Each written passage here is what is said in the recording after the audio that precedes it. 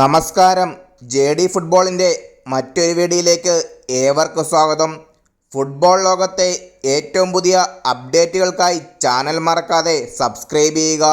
English premier ലീഗിൽ Manchester യുണൈറ്റഡിന് വിജയം. സതാംപ്ടനെ എതിരില്ലാത്ത 3 ഗോളുകൾക്കാണ് മാഞ്ചസ്റ്റർ യുണൈറ്റഡ് പരാജയപ്പെടുത്തിയത്.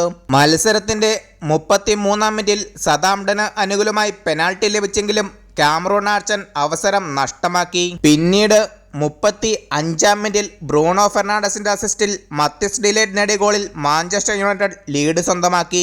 41-ാം മിനിറ്റിൽ അമദ് ഡിയാലോയുടെ അസിസ്റ്റിൽ മാർക്കസ് റാഷ്ഫോർഡിലൂടെ മാഞ്ചസ്റ്റർ യുണൈറ്റഡ് ലീഡ് ഉയർത്തി. മത്സരത്തിന്റെ 79-ാം മിനിറ്റിൽ സതാംപ്ടൺ താരം ജാക്ക് സ്റ്റെഫൻസിന് ചുവപ്പ് കാർഡ് കണ്ട് പുറത്തു പോവേണ്ടി വന്നു. മത്സരത്തിന്റെ ഇഞ്ചുറി ടൈമിൽ ഡീഗോ ഡലോട്ടിന്റെ അസിസ്റ്റിൽ അലക്സാണ്ടർ ഗർണാച്ചോയിലൂടെ മാഞ്ചസ്റ്റർ യുണൈറ്റഡ് 3-ാം ഗോൾ നേടി.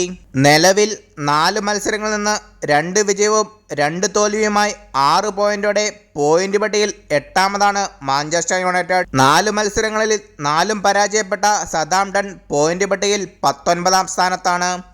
വീഡിയോ അവസാനിക്കുന്നു. കൂടുതൽ ഫുട്ബോൾ അപ്ഡേറ്റുകൾക്കായി ചാനൽ സബ്സ്ക്രൈബ് ചെയ്യുക.